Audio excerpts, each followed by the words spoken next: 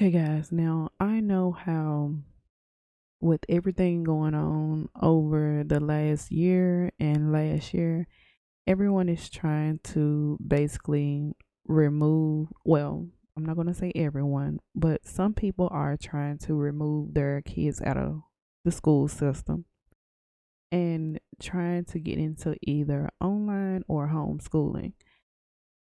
And I think a lot of people are making that decision without actually thinking about what they're doing. Now, it's a difference when it comes to homeschooling and your virtual school, online school. It's a difference. And I don't think a lot of people know the difference. A lot of people don't even do their research. A lot of people you know, just go off and do what they think is right without making an informed decision, and then they end up hating that they ever did it in the first beginning. There are so many people that I seen on Facebook, and they decided to basically pull their kids out of school. And some people are going with homeschooling, and some people are going with the online, the virtual school. And so I'm just here basically to tell you guys, when you think of the online schooling, now this can be like K-12 or Connections Academy, and I'm sure there's more, but that's what I'm familiar with. So that's why those two are always my fallback. Now, it can also be like a virtual school in your county or your city, your state.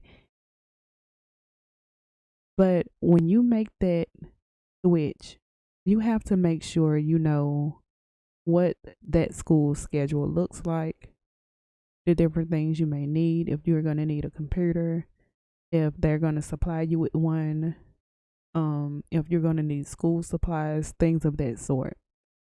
And a lot of people are taking that leap and going to, you know, the virtual schools, the online schools, because they don't want their child in everything that's going on now, but not knowing that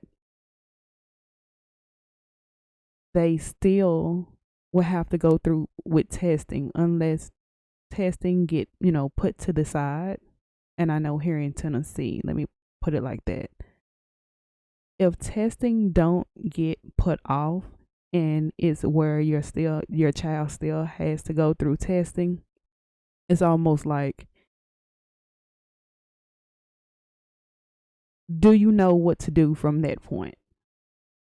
Because I believe it's in some places, I know here in Tennessee, and Connections Academy does it, and K-12 does it, around December, around this time, your child has to go out for testing.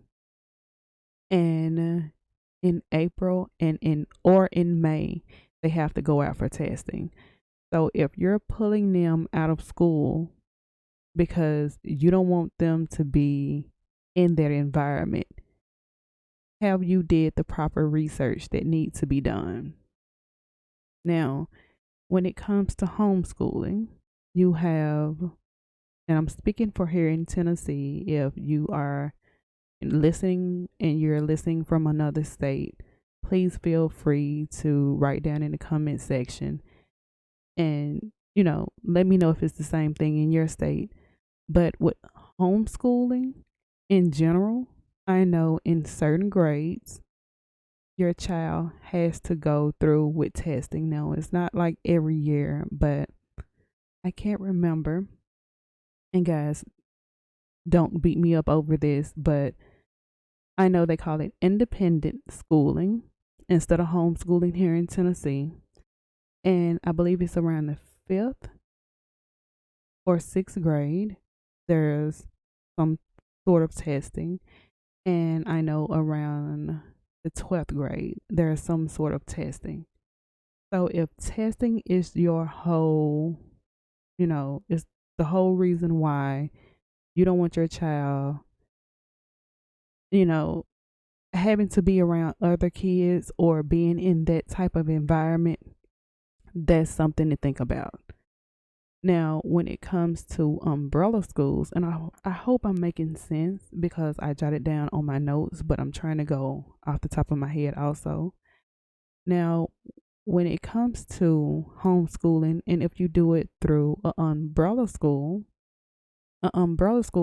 schools, when you choose that way, you don't have to go through any testing, anything like that. It's basically you make the curriculum, you buy the books, or however you're going to do your homeschooling, and you just do that. You turn in your grades and you turn in your attendance, and that's it.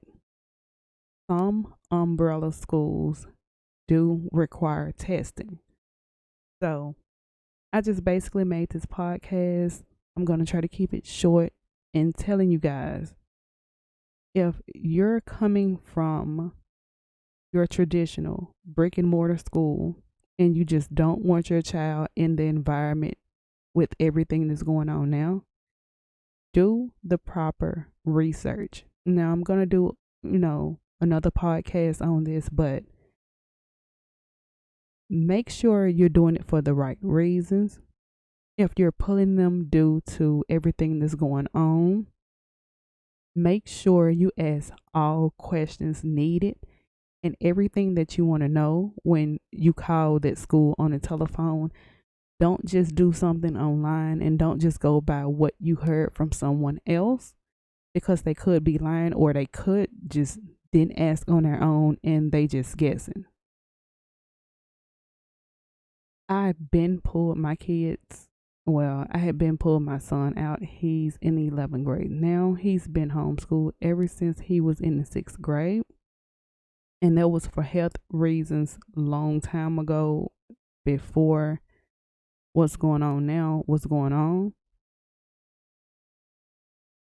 When you, or I'm not going to say when you, before you pull your child out of what they're doing now, and it's so easy to do, it's so easy to go through the paperwork and different things of that sort. Before you pull them out of anything now, please make sure you did your research. And I know some of these online schools, they are basically getting bombarded by all of the people that's pulling their kids out of brick and mortar and bringing them over to online. You may end up whitelisted. And it's basically where you have to sit on a list until they have room for you and your child. And technically, you don't supposed to pull your child out of the school that they're in until you know that they are in their classes at their online school. So just make sure you go over everything. If you're going to pull them over to an online school, make sure you go over the testing guidelines, what they're going to do, how did they handle things last year. It's just, make sure you know all of the ins and outs. If you're going to go the homeschooling route in Tennessee, they call it independent schooling. Make sure you know at what grades they will have to end up going for testing anyway.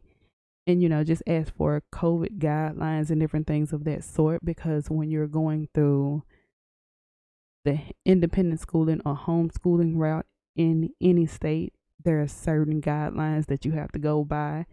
For instance, like in Tennessee, by the end of the year, you have to have their attendance turned in. I believe it's only their attendance.